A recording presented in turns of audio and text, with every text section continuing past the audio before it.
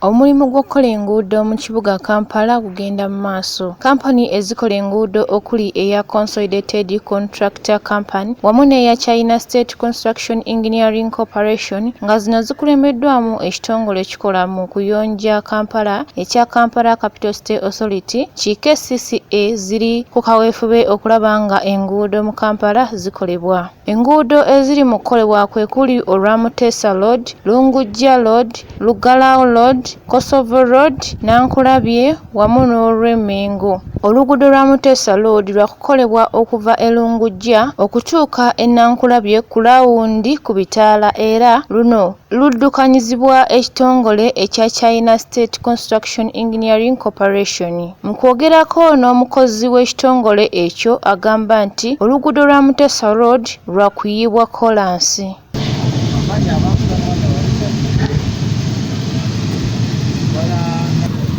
Safety Department, kampuni ya China State Engineering Construction Corporation. Katulu bano kizimbe kukolera nuko balieta Mutesa Road 1. Wagenda kandi kulao kumbeyo nao Lungujja jali twala mpaka Nankulabye. Around about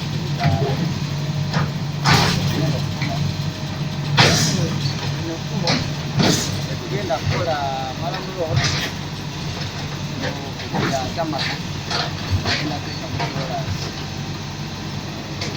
Oluguudo oluva e Lugala okutuuka e Mmengo nalwo luli mu kukolebwa nga luno luddukanyizibwa ekitongole ekya Consolidated Contractor Company. Mu kwogerako n'omukozi w'ekitongole ekyo annyonnyodde engeri gye bagenda okukolamu oluguudo luno era nti lwakumala emyaka 3 nga lukolebwa.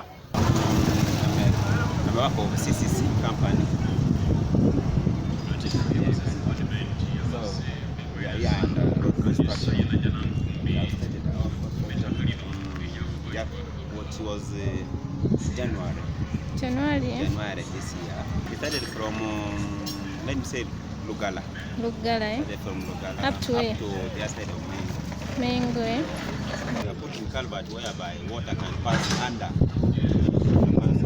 Like this camp we live like this, where we make a manhole whereby the sewage of people can take us through coming down there. So, which means that this water from their side will come up to that main, get a main there, make that water process. Join it there. So here, that there will be a manhole whereby this water from the pollution. Here I am going to make a manhole. A what? A manhole. Like the way we're going to make a box, where water will come this side, and then we join from here and take that water. So here we have make a bed. Where we are going to put a cement. First put a rock fill, and then we put a stone base after, and then we put a cement after stone base. Stone base make it because of water. We don't want water to what? Come up. We first make a rock fill and then we put a stone base to avoid water to come up.